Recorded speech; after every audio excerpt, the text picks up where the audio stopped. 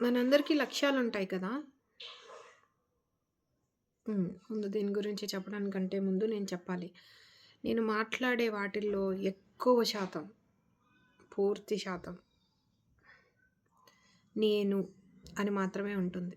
ఎందుకంటే, నా దృష్టి ఎప్పుడూ నాకు వేరే దాని మీద లేదు. నాకు వేరేదెప్పుడు వేరే అని అనిపించలేదు. నాకెప్పుడు నా మీద మాత్రమే ఉంది. నా ఆలోచనలేంటి? నేనెలా ఆలోచిస్తున్నాను? నన్నేది ప్రేరేపిస్తుంది? నా లోపల ఏం కలుగుతుంది? నా దృష్టంతా ఎక్కడుంది? నేనేం వెతుకుతున్నాను? ఈ అన్నీ నా లోపలే నాకు జరుగుతూ ఉండేయి. కొన్నిసార్లు అర్థమయ్యేది. కొన్నిసార్లు అర్థమయ్యేది కాదు. కొన్నిసార్లు విచిత్రంగా అనిపించేది. కొన్నిసార్లు అద్భుతంగా అనిపించేది. కొన్నిసార్లు ఏడ్చాను. కొన్నిసార్లు నవ్వాను. కొన్నిసార్లు 2 కలిపి చేశాను. సో, నాకు నేను ఒక విచిత్రమైన పుస్తకంలా అనిపించాను.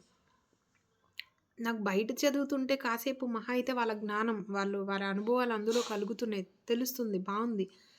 కానీ నా లోపల ఏదో బలమైన తృష్ణ. ఆ తృష్ణ ఏదో చెప్తుంది. ఏం చెప్తుంది? అది నేను గమనించినప్పుడు నాకు అర్థమైన విషయం ఏంటంటే, అందరికీ ఒక లక్ష్యం ఉంటుంది.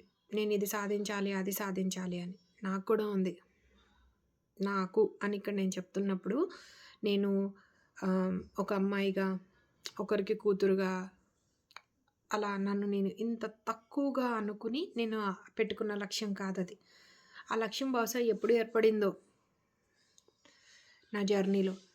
కానీ నాకు అనిపించే లక్ష్యం ఏంటంటే, భూమి మీద ఈ జన్మని ఇంతకంటే అద్భుతంగా ఎవరూ ఉపయోగించుకోనంత గొప్పగా నీ ఎదుగుదల మీద నువ్వు ఫోకస్డ్‌గా ఉండాలి అనేది నాకు నా బహుశా 4 ఇయర్సో, 5 ఇయర్సో నా ఫస్ట్ క్లాస్, సెకండ్ క్లాస్‌లోనో ఎప్పుడో అనిపించింది.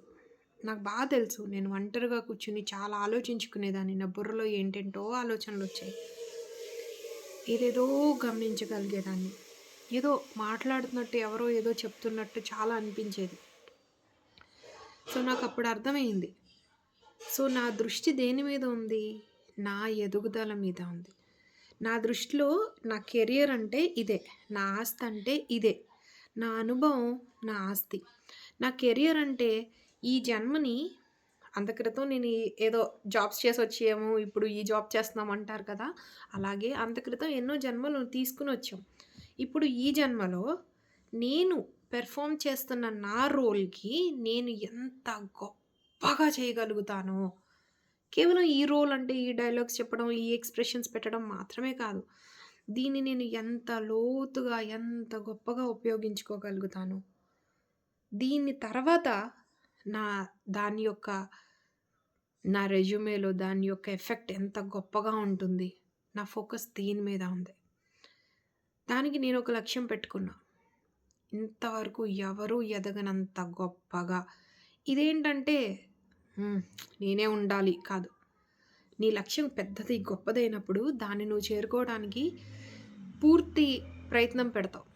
అట్‌లీస్ట్ అంతవరకెళ్ళలేకపోయినా ఎంతవరకెళ్ళినా సరే నువ్వు దాని వైపుకెళ్ళినట్టే. సో, నా లక్ష్యం ఇటుగా లేదు. ఇటుగా ఉంది. ఈ క్రమంలో నేను అందరిని వదిలేయాల్సొచ్చేది. ఎందుకంటే నాకు అరే! ఈళ్ళు నా లక్ష్యానికి హెల్ప్ అయ్యే వాళ్ళలా లేరు. నా లోపల స్వార్థం ఉంది. దేని పరమైన స్వార్థం? సరి అయిన స్వార్థం. అందుకే మైత్రేయాస్‌లో సరి అయిన స్వార్థం అని చెప్తాం. ఈ స్వార్థం నాకు కావాలి, నాకు డబ్బు కావాలి, నాకిది కావాలి, నాకది కావాలి ఇలా లేదు. ఈ స్వార్థం ఏంటంటే నేను ఎదగాలి. నేను అని చెప్తున్నప్పుడు అక్కడ నన్ను నేను దేనిగా గుర్తించాను అనంటే ఒక ఆత్మస్వరూపంగా గుర్తించాను. ఈ ఫిజికల్ ఎంటిటీ లాగా కాదు. నేను ఎదగాలి. నా ఎదుగుదల నాకు ముఖ్యం. నా ఎదుగుదలకి సహాయపడే వాటితో నేనుండాలి అనేలాగా అనమాట. ఎలా అంటే క్లాస్‌లో ఓ పిల్లోడు కూర్చుంటాడు. వాడి దృష్టంతా టీచర్ చెప్పే సబ్జెక్ట్ మీద, వాడు రాసుకునే దాని మీద, వాడు చదువుకునే దాని మీదే ఉంటది. పక్కన పిల్లలు ఆడుకుంటారు, పాడుకుంటారు, గిల్లుతారు. "ఏయ్! మనం వినొద్దు ఆడుకుందాం" అంటారు, బయటికెళ్దామంటారు, స్కూల్ ఎగ్గొడదామంటారు. కానీ ఈ సిన్సియర్ బచ్చాగాడు వాడి దృష్టంతా టీచర్ మీద, బోర్డు మీద, చాక్ పీస్ ఎటు కదులుతుంటే అటు మీద, ఆ పుస్తకం మీద, వాడికేమొచ్చింది, వాడికేమి రాలేదు అన్న దాని మీదే ఉంటాడు కదా! అలాంటి ఒక సిన్సియర్ బచ్చాగాడు వీడు. వాడి దృష్టంతా ఒకటే దాని మీద ఉంది. వాడి ఎదుగుదల మీద మాత్రమే. అలాంటి ఎదుగుదలనే మైద్రాస్‌లో అందరికి ఏమని చెప్పామంటే, సరి అయిన స్వార్థం. నువ్వు స్వార్థపూరితంగా ఉండు. నీ ఎదుగుదల పట్ల తృష్ణతో ఉండు. నేను ఎదగాలి. ఆత్మగా ఎదగాలి. నేను గొప్పగా ఎదగాలి. ఈరోజు నాకు నిన్ను చూస్తుంటే ఈర్ష్య కలుగుతుంది. Very good. నీ సిలబస్ ఈరోజు నీ లెసన్ ఈర్ష్య. ఆ ఈర్ష్య అనే లెసన్ మీద ఫోకస్ చెయ్యి. ఈర్ష్య ఎక్కడి నుంచి కలుగుతుంది? ఎందుకు కలుగుతుంది? నువ్వు సిట్యుయేషన్స్‌ని చూసినప్పుడు అవి క్లూస్ మాత్రమే. ఆ సిట్యుయేషన్స్‌లో నీకు దొరకదు. ఇంకా గమనించు లోతుగా. గమనించు. నీకేం దొరకట్లేదనుకో, నాలాంటోడనుకో, హే! పాతకాలం స్టైల్‌లో కళ్ళు మూసుకొని, హే ఈర్ష నీకొక దండం. ప్లీజ్ నువ్వు నాకు చెప్పవా? నాకు నేర్పించవా? అని దాంతో ఫ్రెండ్‌షిప్ చేసుకొని, దాంట్లో దూకేసి, దాంట్లో ఈదేసి, దాంట్లోంచి బయటపడి, దాన్ని చేయి పట్టుకొని నడుచుకుంటూ ఎళ్ళిపోతాడు. అలా వీడికి బోలెడు టెక్నిక్స్ ఉన్నాయి. నాకోటి అర్థమైంది. మైత్రాస్‌లో అందరికీ ఈ టెక్నిక్స్ పనికిరావు. నా నా ఎక్స్‌పీరియన్సెస్ వేరు. మా స్వామివారి ఎక్స్‌పీరియన్సెస్ వేరు. మైద్రాస్‌లో మేము చెప్పే ఎక్స్‌పీరియన్సెస్ వేరు.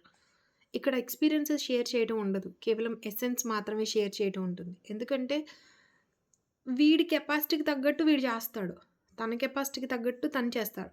అవతల వాళ్ళ కెపాసిటీకి తగ్గట్టు వాళ్ళు చేస్తారు. సో, ఇవి ఇలా ఉండడం కరెక్ట్ కాదు కదా! అందుకననమాట. సో, ఇది నేను. ఇలాగే నేను. కానీ ఇది నేను, ఇలాగే నేను అని చెప్తున్నప్పుడు బాగా గమనించాలి. అసల నేను అని దేన్నంటున్నాను? నేను అని నేను దేన్ని